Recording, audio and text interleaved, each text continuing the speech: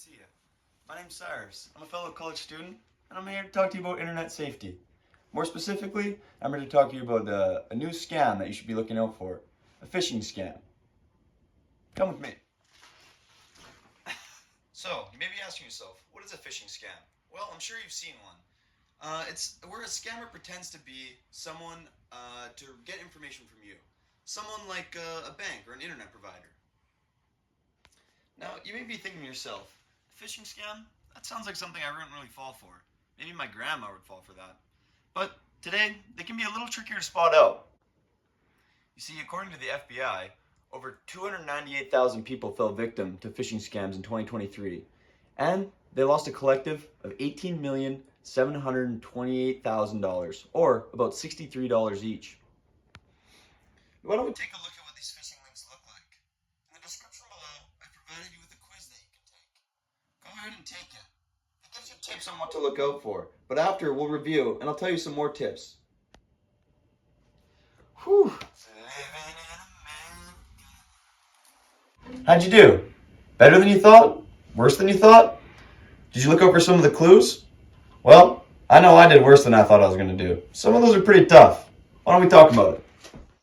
One thing that takes a little more time when you're going through emails is hovering over and checking the URL and seeing if it looks suspicious. It only takes time, but you gotta be safe out there. Investopedia lists 5 things that you should look out for in email.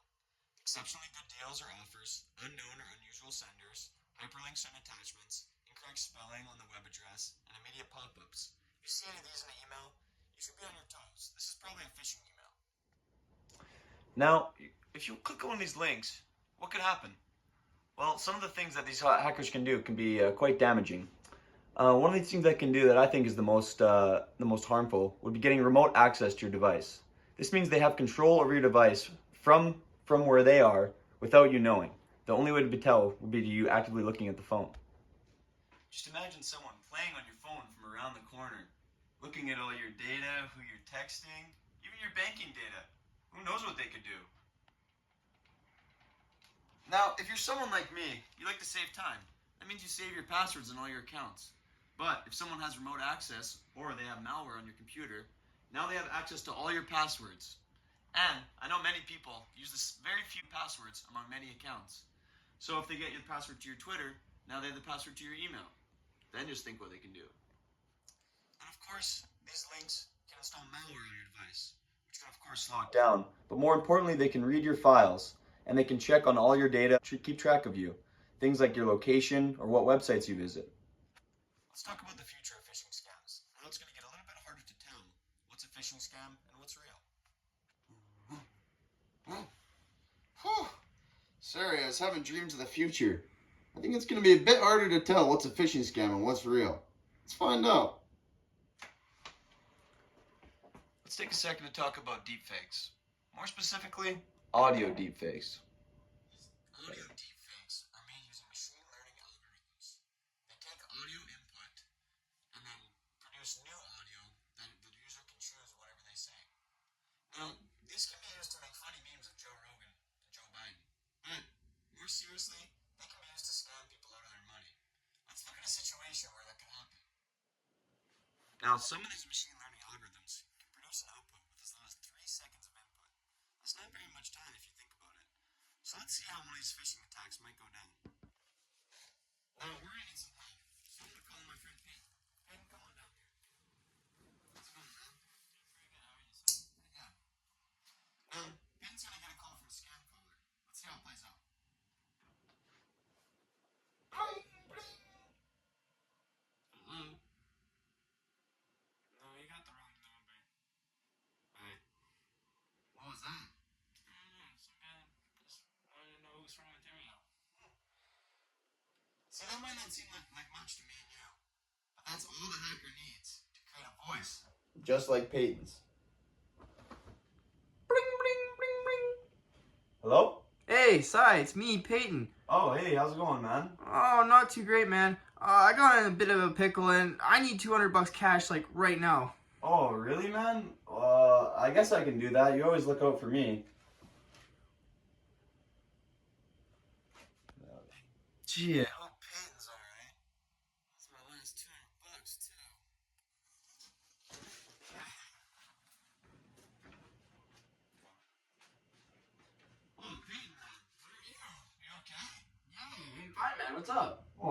that 200 bucks helped you out, man. I was sure scared. 200 bucks? What do you mean? Well, I gave you 200 bucks. You called me on the phone. It was you. You said you're in trouble. That wasn't me, man. I was in Pilates class all day. Oh, well, who the hell called me?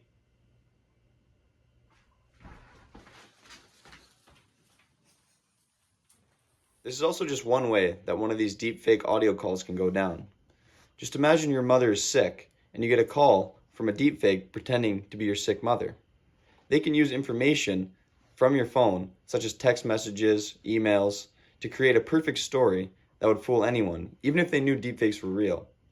Think of what someone who didn't know what deepfakes are would think if they heard someone talking on the phone. I'm sure they would believe them. I think you can see how it's going to be a little more tricky to decide who's on your side and who's not. She sounded just like Peyton. How's my last 200 bucks? Well, another way that someone could use your data against you is just the vast amount of data that is out there. These apps track your every movement. They know what you like to eat, what you like to wear, what you like to drink, when you like to do it, who you hang out with, how many times you hang out with them. They know everything. They do this by tracking every little movement you make on these apps. And you accept these terms and conditions, just like I do. This data tells a lot about you. It can be used to track where you're going. This data is used by these companies to keep you on the app, looking at advertisements. You ever get an advertisement for like a blender when you've only been thinking about it and you never said it out loud? That's how these apps do it. They track your every movement. But if this data falls in the wrong hands, just think of what someone who with malicious intent can do. If they know where you're going, when you're going to be there, how often you go there, who you're going there with, it'd be pretty easy to find out what you're doing. Another scary thing is that these attacks don't have to be performed by a specific human.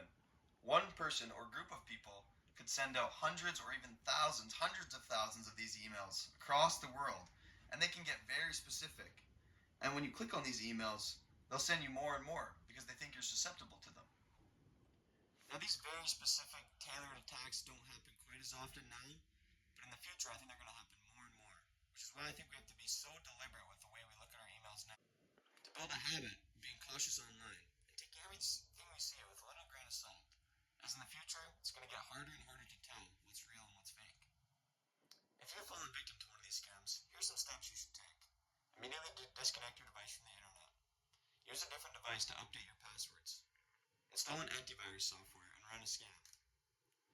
Or, in extreme cases, you could even consider signing up for an identity theft protection program. Now, these scams often come from outsiders, but they can come from within the school as well. If you get a suspicious email from the school, be careful. I've personally had friends give their email and then lost access to their accounts recently after. You should also make sure that your employees are well trained and your students are well trained on how to look out for these emails. Because if one person falls for the link, then the whole school could be compromised.